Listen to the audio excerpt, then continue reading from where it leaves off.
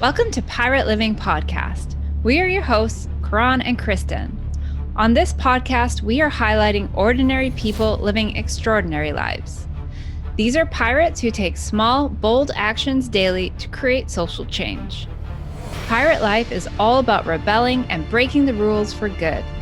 Creating lasting social change starts by first breaking our inner rules. After all, the hardest rules to break are your own. The pirates we highlight have dedicated themselves to creating good trouble. Today on our podcast, we are sitting down to talk with Brady Brewer. Brady facilitates the expansion of consciousness through the way people experience music and self. He takes his clients on a transformative journey through music. Brady guides people to get in touch with themselves and their feelings in order to live a high frequency life. And we are thrilled to be chatting with you today. Beautiful. Me too. Thank you for having me.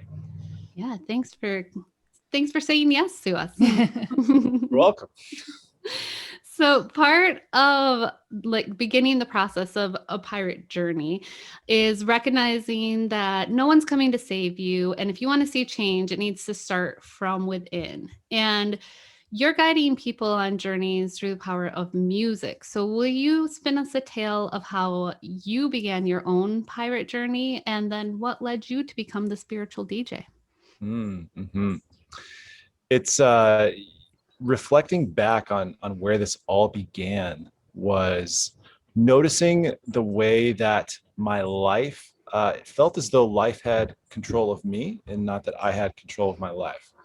And being mindful of like what control means here, it's really like I was making choices that I wasn't like choosing from my heart space.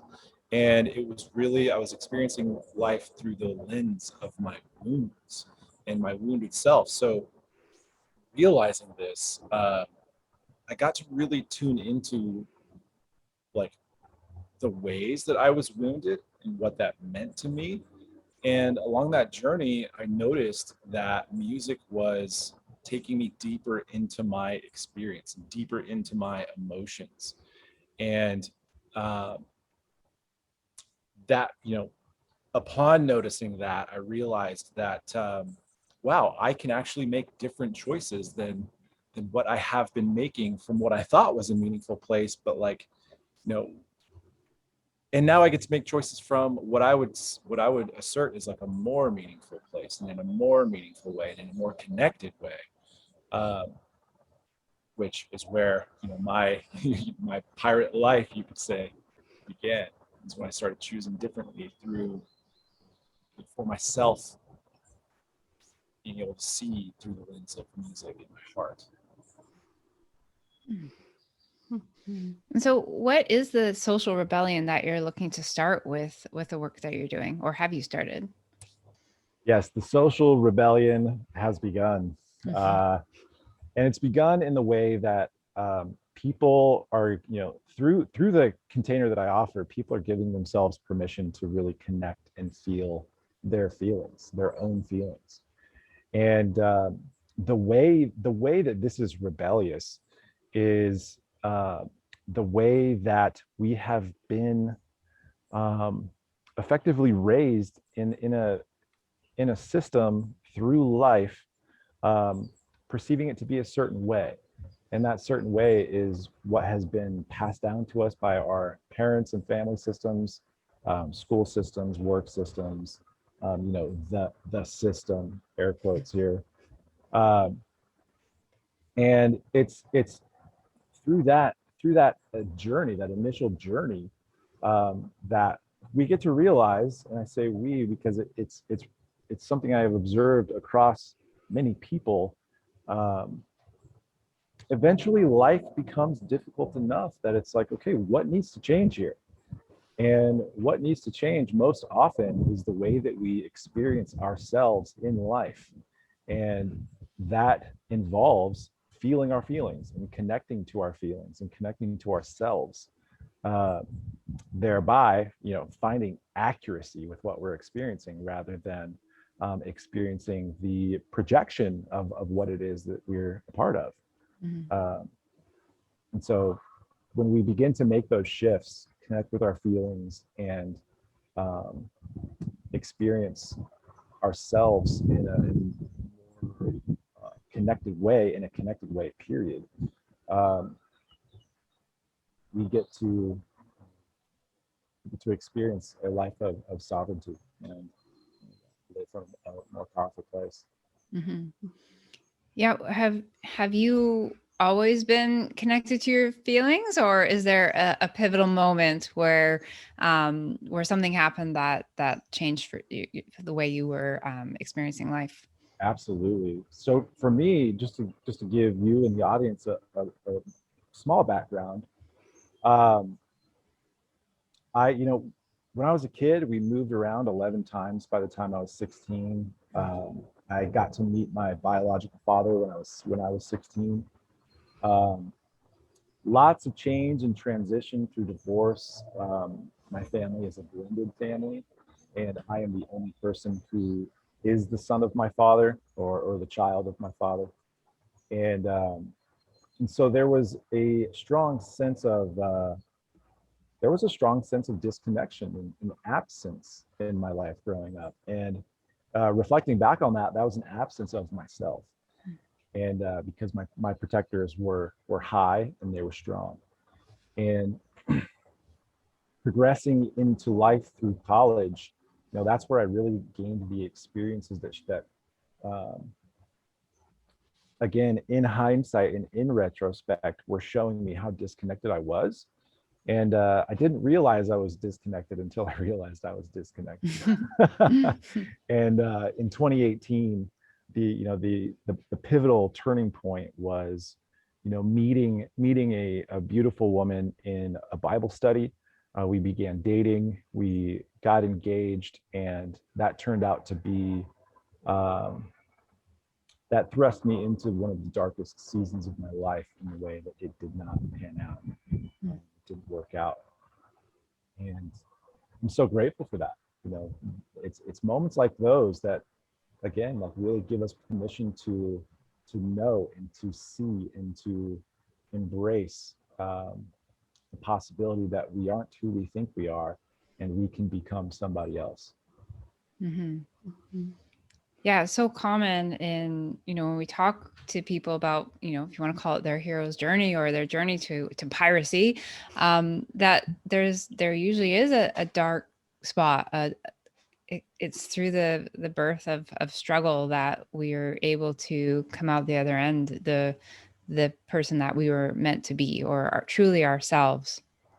And so, yeah, I appreciate your sharing that story, because oftentimes we worry about the bad thing, instead of seeing the gifts that can come from the bad thing, if that makes sense. Oh, absolutely. And like in removing the word bad, it simply becomes an experience that showed you, that illuminated your life and illuminated yourself. Mm-hmm. Mm-hmm. Yeah. I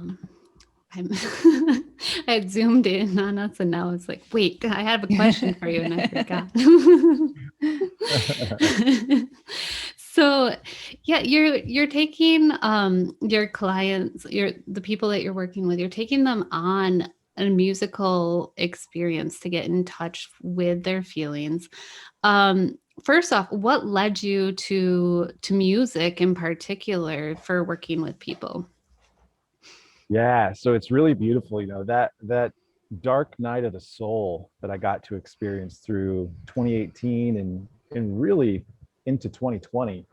Um, it was so fun to just notice the way, music was like my partner in life, and the way that it's always been there through the different moves and all the change and this and that. Like, music was my safe place. It was the place that I could go.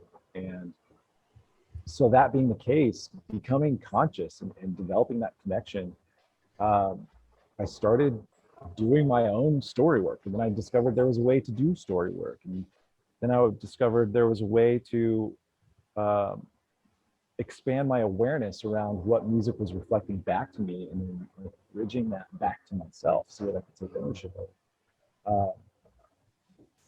when it comes to sharing that with others, it simply was having the courage to say, hey, I've got this thing that I'm doing. I would love to see if, see what's possible. I would love to discover what's possible, and just started asking some friends if they would allow me to do that. And here we are today. And Lance has talked about being able to experience that as well. Would you mind sharing? I haven't gotten the privilege of getting to experience it. Would you mind sharing for us what is it that you do? Totally. So there are 5 key steps here that I would love to share, and I'm excited to share, to find your meaning in music. And it's to notice that when you feel resonance, when you're listening to a song, or a particular song, maybe it's a song you have on repeat right now throughout your daily life. Tuning into what about that song resonates. And that resonance can be like a strong connection to a lyric. It can be a strong connection to the way the music makes you feel, especially if the music has no lyrics. And it's also really powerful to notice that if it does have lyrics, it may not be the lyrics specifically that you're connected with. It may be the track. And when you tune into what the lyrics are saying, surprise, surprise, there's some insight to your life. So step 1 is identifying the resonance. Step 2 would be expanding that awareness. So now that you've identified the way the song or the lyric is making you feel, expanding your awareness of that by just stream of consciousness writing what that represents, what that lyric is reflecting, what that feeling is reflecting, what the experience of that feeling is showing you. And then from there, it is becoming curious and asking questions about these things that you notice and experience in music. With curiosity, you're able to peel into those deeper levels, and from there, you start making powerful connections to your life. And once you begin to notice what this experience of this song is connecting you with within yourself and within your life, you can begin to integrate. You can begin to release that which is old and no longer serving you, potentially no longer serving you, and replace it with something that is new and is serving you. And if the case isn't releasing something old, it's choosing whether or not you'd like to cultivate what is there and being illuminated and presented to you.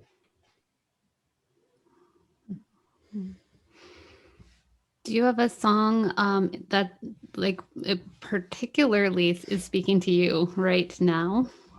Yeah, I've got a lot of songs that have been particularly speaking to me. It's a hard word. Yeah. Lately, I have really been finding a lot of comfort and a lot of connection with me through a song called Tahitian Blue by John Butler Trio.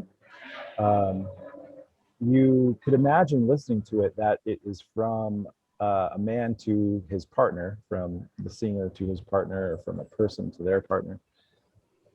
And I experience it as like a song from my own heart written to me.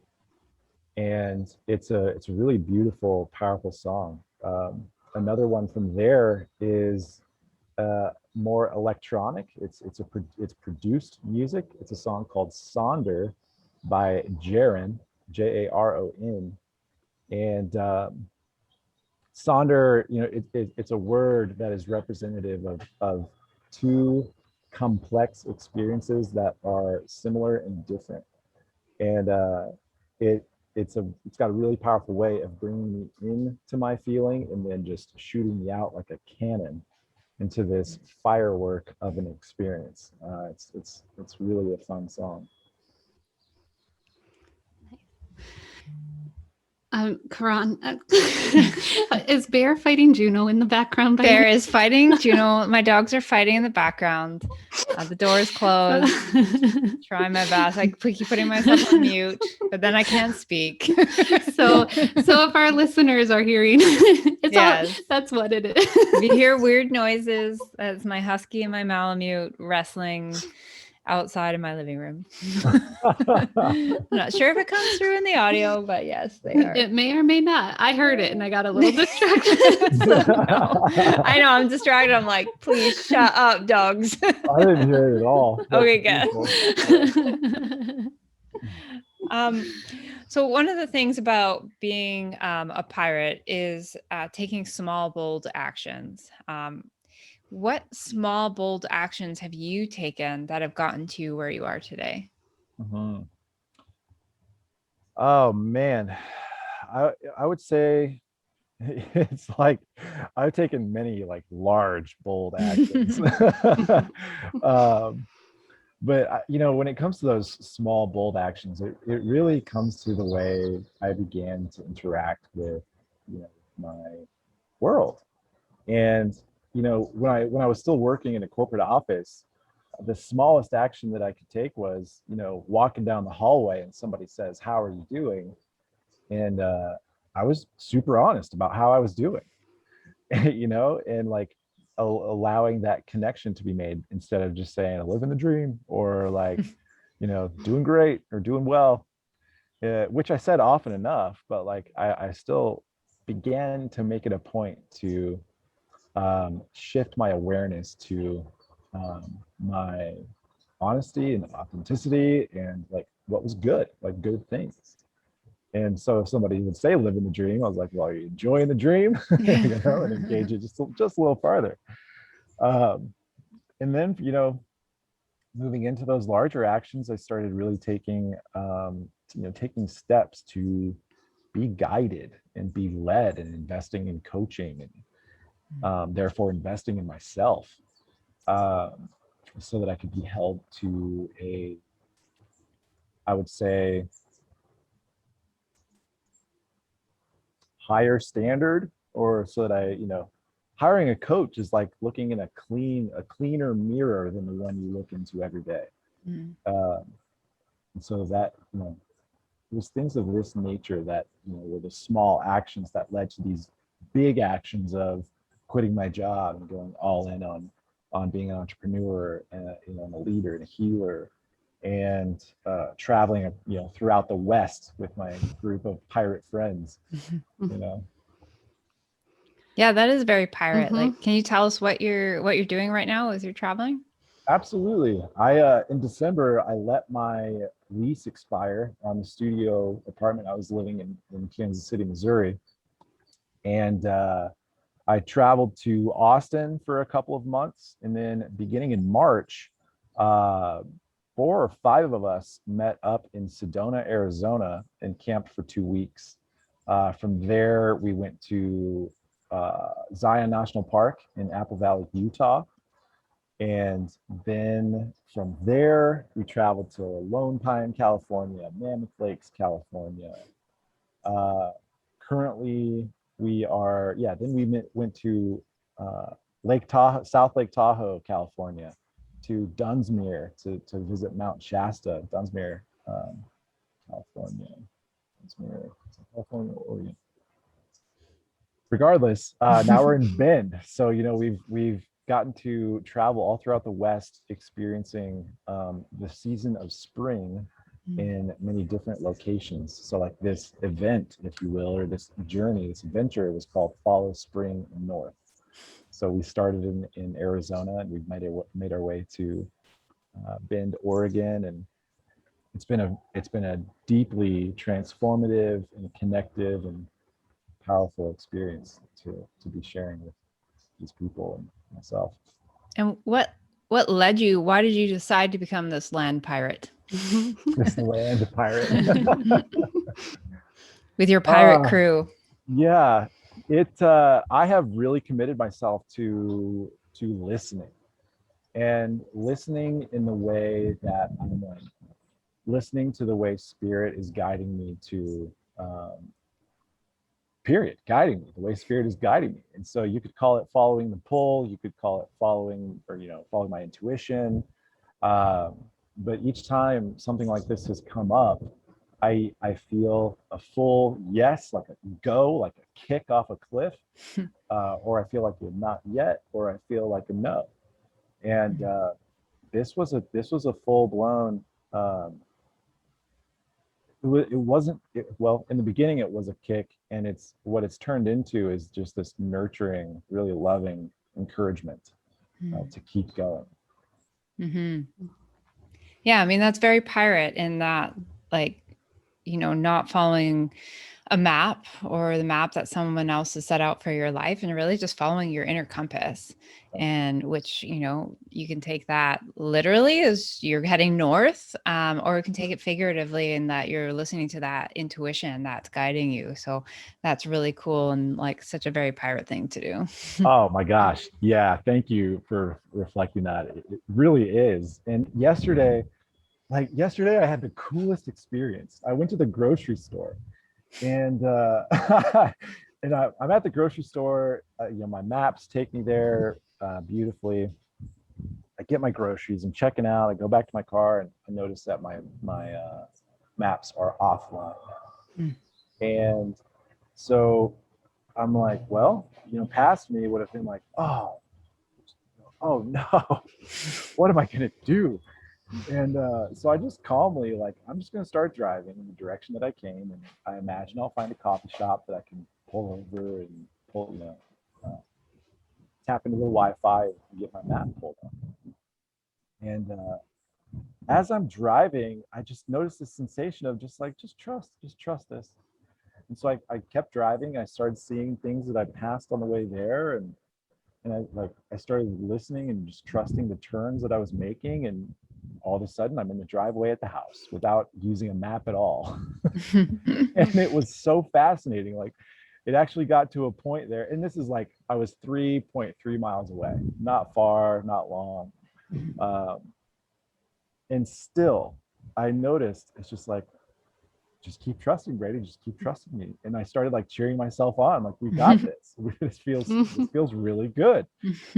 And total celebration as I'm pulling into the driveway. Yeah. Well, and that's listening as well to your intuition and being in tune with your inner voice, your heart.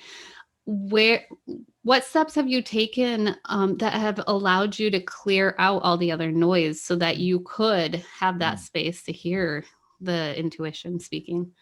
Yeah, so it's really beautiful when we embark on becoming these higher versions of ourselves, or new versions of ourselves. We'll begin to notice all of the ways that we're not in alignment with that, and that's ultimately what I would assert gives us the opportunity to notice, how and where we're experiencing contraction, and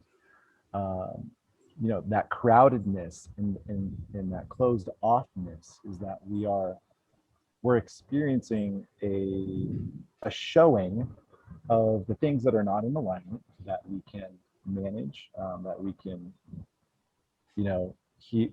address and choose to release. So that being said, what have I done? I really opened myself up to that. I noticed that when as throughout this becoming, being a person with a leaving pattern as one of my primary patterns in the past, it's like, oh, I'm going to choose to stay when I feel this crowded feeling and this closed offness and contraction. Because if I am to become the embodiment of who I want to be and integrate my life into that space, I get to feel all that is here for me to feel and move through. So giving myself the space to do that, I had a very honest conversations with my family, with my families, letting them know that I'm going to be distant. I'm devoted and dedicated to the path that I'm on right now, and I would love to just receive your love and support by holding that space. And in requesting that, and also in honoring that within myself, it reduced the amount of stimulus that I was experiencing from my past ultimately. And so it's providing myself a container to allow these things to move through me and to be felt, and also for me to remain very grounded in my authentic experience of my own life, through my own lens and my own filters, rather than, hey, Dad, I'm going to quit my job and go build a business and travel the West, to engage somebody else's judgment of that. And I also acknowledge that my father actually has been extremely supportive in what he doesn't understand. But choosing to, again, create this container for myself to become the embodiment of who I want to be, involved really being intentional about being present where I am, feeling what was rising to the surface to be felt and released, and cultivating this state of being. Mm. You talked about some of those conversations with your family. What are some of the uncomfortable questions that you had to ask yourself in order to start this journey?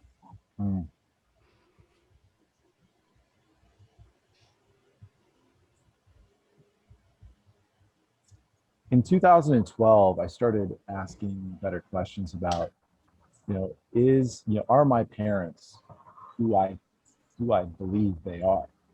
And it's really fascinating to have, what else can it be other than fascinating?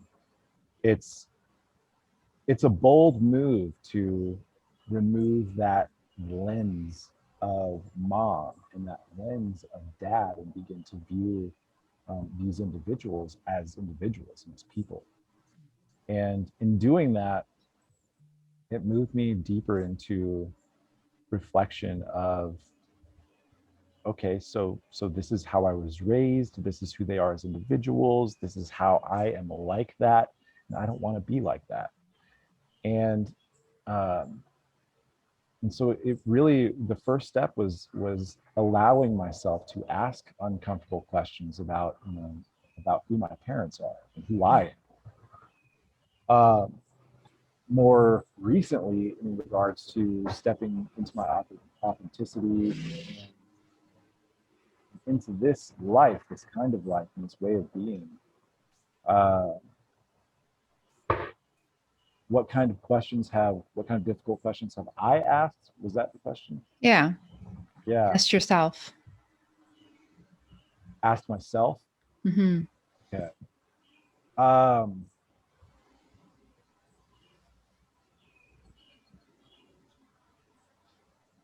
Yeah, it's, being raised and living the life that I got to live leading up to now.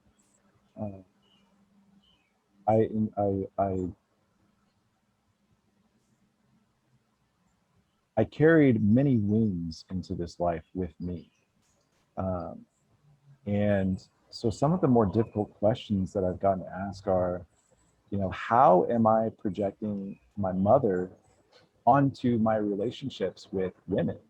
Mm. How am I projecting my father wounds onto my relationships with men? How am I showing up in a way that is, putting people in boxes that are built out of reasons for me to keep them out, rather than acknowledging these projections and these perceptions that are not accurate, and can I let them be who they are as individuals, sovereign from my experience of my life that is showing me something that they're not. Mm-hmm. And so when it comes to asking what kind of difficult questions I've asked myself, it's really like, am I taking responsibility for how I feel within myself in my experience? And when it was a no, I got to take a powerful step to making a yes. Mm-hmm. What did that look like, taking that step to get the yes? Yeah, for me, it was allowing myself to feel how I was feeling rather than resisting how I was feeling, and listening. Listening to tuning into those sensations that I was creating, uh, in part that I was creating, and also that I simply was experiencing. Um, what we create most often is the meaning that we give sensation, or the meaning we give something that we hear. Uh, and so for me, um, yeah, it was identifying. Um, yeah, it was exposing myself to congruency within myself. Mm-hmm. Yeah. It's funny how often we talk to people about their pirate journeys on here every week, and it's funny how often someone's journey starts with actually feeling and acknowledging what they're feeling inside themselves. And it's how long we go disconnected from ourselves and our feelings, and what sensations we're feeling in our body. Obviously it takes people different lengths of time to finally connect with that. um, and what's really cool is that you're doing that for other people through music. And really part of the pirate life is telling great stories and enjoying music. And I think it was Mark England that told us that one of the most prized captives on a pirate ship was the musician and a cook, right? Two of the great things in life, food and music. What recommendations do you have for our listeners to go on their own spiritual quest through music? Yeah. Um, is that what recommendations do I have for music they can listen to, or is that recommendations for how they can listen to music? More how they can get started. I Yeah. mean, other than hiring you as their coach, which would be a very good first step. Yeah, I would love that. I am open, creating some group containers right now that I'll be excited to bring to the world. Um, what I would invite listeners to tune into is,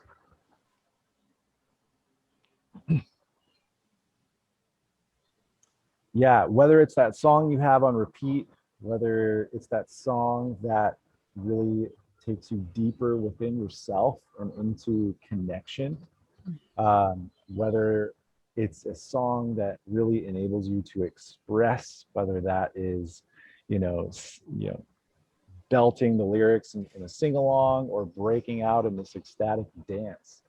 It's notice what songs those are, and start adding them to a playlist.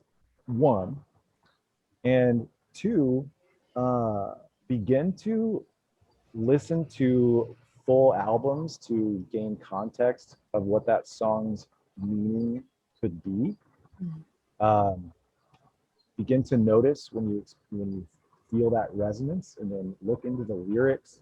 Look deeper into the song, listen deeper to the music, and listen deeper to yourself. And three, start radios off of those songs so that you are able to really expand your awareness of that particular sensation, that emotion, that experience of the song and of yourself, to more experiences like it, through different lenses and perspectives of different artists that share that similar frequency. Mm-hmm. And as you were talking, I was remembering back in August when Lance met you on that men's retreat, how he came home and had quite an experience with the song Spirit Bird by Xavier Rudd that I believe you helped facilitate with it. And even though I didn't get the experience of what you facilitated through the emotions that he was getting. I got a little taste on being able to experience what you led him through on that song. So What can I ask what you became present to in that listening? And now it's been a while since I listened, but I think part of it was with seeing how for Lance the emotions came up. There was some of that able to connect emotionally on a different level. And then within the music, the words, I was noticing the words, and I was more noticing like the music, and how I was feeling with that. And so it was interesting because it was like, and it could have been reflection from him, but it was almost like a feeling of home when the song came on. how would you describe that feeling of home? Good questions. I'm gonna remember back. Yeah, it was like warmth, lightness, and yeah, and usually some tears would start coming, at least for the first few listens of it as well. Yeah, that makes perfect sense. And the reason I'm curious specifically around what that word home felt like in regards to the music is that, so often home can be this remembrance of the home that we grew up in, or it can be a complete separation from the home that we grew up in, and be representative of home in spirit and within ourselves, connected to spirit. And when it comes to that song, Spirit Bird, it's really, for me, what I feel present to in that song is the way Spirit Bird, whether it's a metaphorical bird, a literal bird, whatever the case may be, it's something that feels timeless to me. It feels like a presence that has been around for many evolutions of the world and of humanity, and many evolutions of the way systems have been put in place to keep people small, and many evolutions of seeing these small people grow into themselves and break free of those cages that are created for them. And so, yeah, that feeling of home really resonates in regards to that song, especially in the time that we are living in now, in the way that we are seeing a massive return to the heart, a massive return to spirit, and a massive remembering of who and what we are at our, at the very core of our essence and of our being. So thank you for sharing that, Kristen. You're welcome. I'm curious. I know for my partner and I, he connects very much with the actual music of a song, versus I tend to connect with the lyrics. Like, what does that mean about us? like, is there some, like, I don't know, generic classification of people that, like, oh, these people tend to connect more with the lyrics and these people tend to connect? I mean, and he is much more musically inclined than I am. He plays instruments, whereas I do not. Whereas I'm really much more about journaling and writing in my creative expression. And if it's just something as simple as that. Whereas you are what? What was the last thing you said? I'm more about writing for my creative expression. And it could be just as simple as that he is just a more musical person and I'm more of a writer. But I'm just wondering if you have any ideas or theories. Totally. What I would have to offer is pure theory. Oh, we're losing you. observation. And that being said, I would, I imagine that those who connect more powerfully with the spoken word are those who are connected to words. I would consider you as somebody who is very connected to words. And as well, yeah, and for me personally, and for many people that I've worked with, being connected to the lyrics is being connected to something that is providing language for how you feel that you may have a difficult time describing. So that's one possibility. When it comes to being more connected to the music and less connected to the lyrics, there is this something I notice in people that relate to music this way, is that they are very it's like this, protection is not the right word. The lyrics are not something that they need to listen to the music or feel the music or to understand something. They're not seeking to understand anything. And so they hear more of the music than the lyrics. Does that land? I'm curious how that lands for you guys.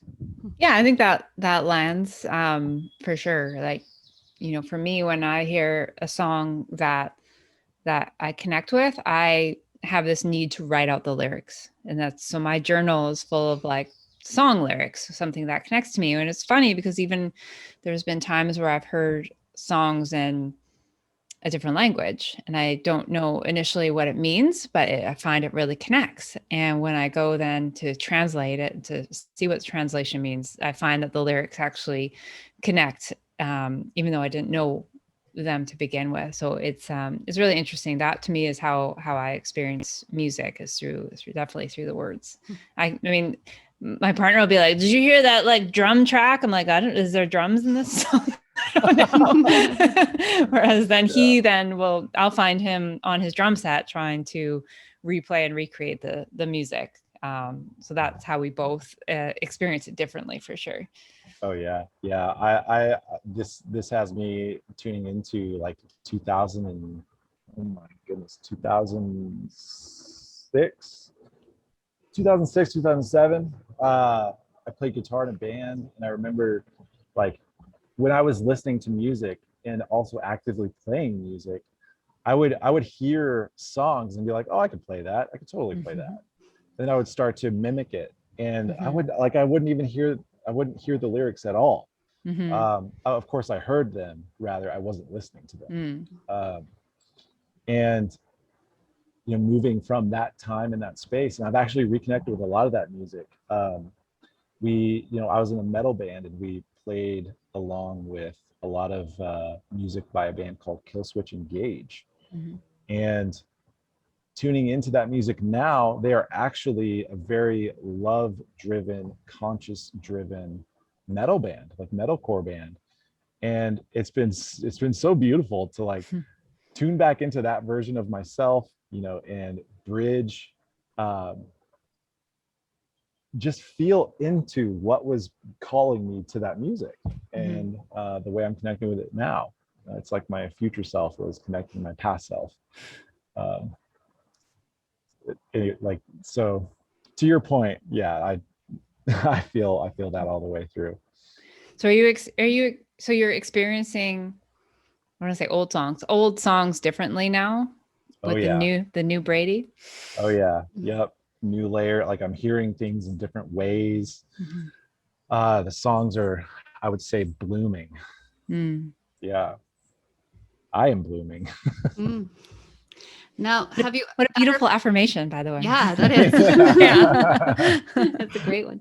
Have you ever played a song so much that the meaning starts to get lost, though, from where it was? Yes and no. The longest I've listened to a song consecutively is like 2.5 to 3 hours on repeat. And I was, this particular song is called Lost in the Moment by a rapper named NF. And during that season, I was really, I was longing to feel myself in that season of my life. And that song, it connected me to what I wanted to feel. It connected me to a conversation that I could have with God, and that I could have with myself. And it did, like, once I really began to make that connection for myself, I noticed that the song meant less. It felt less, because I had felt what was mine without it, and on my own. And tuning back into it later, it's really amazing to notice that, that's what the song meant many years ago, and it can mean something else now that is reflecting my present, experience, rather than be, stuck to the experience that I was having in the past. So it's really, to answer your question, like, yes, I have just listened songs into the ground. And it's for many, I've let those songs go, and for others, they have evolved with me. Mm-hmm. That's an interesting way of looking at that too, because I've had songs where I'm like, I've loved them for a period of time, sometimes years, and then I'll come back to them now and I'm like, it doesn't feel the same. So I see from what you're saying, it was meaningful in that period of time, and I've moved past that particular one. Totally. And it's like, if you were to tune into it, or if you were to remove that filter of this is what it was in the past and it's not how I feel anymore, it's like, does this song align with where I'm at? Is there anything in there for me? And that's a fun question that I'm actually currently working on things like this with a client. It's going into these songs that are like time capsules to really check in with the self and see if there's anything there that is wanting to be healed that wasn't, or that was, connecting with something that may have been bypassed, or, whatever fragment of the self may live in that song. Can we go into that music and pull those fragments back in?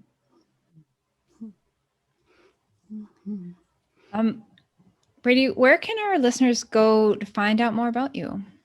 Yeah, they can go to Instagram. My handle is at the spiritual DJ, and that's the main location right now. There will be a community for people to go to, and different, to gather more information and connect there. But for now, it's Instagram. Nice. And then for our listeners, how would you recommend that they go about starting their own pirate life and taking those either small or large, bold actions to get there? Yeah, just listen to the heart, listen to the intuition. Where, what are you being called to that feels a bit scary and also exciting? And lean into it. That's a good one. So one last question, Brady, a very important question.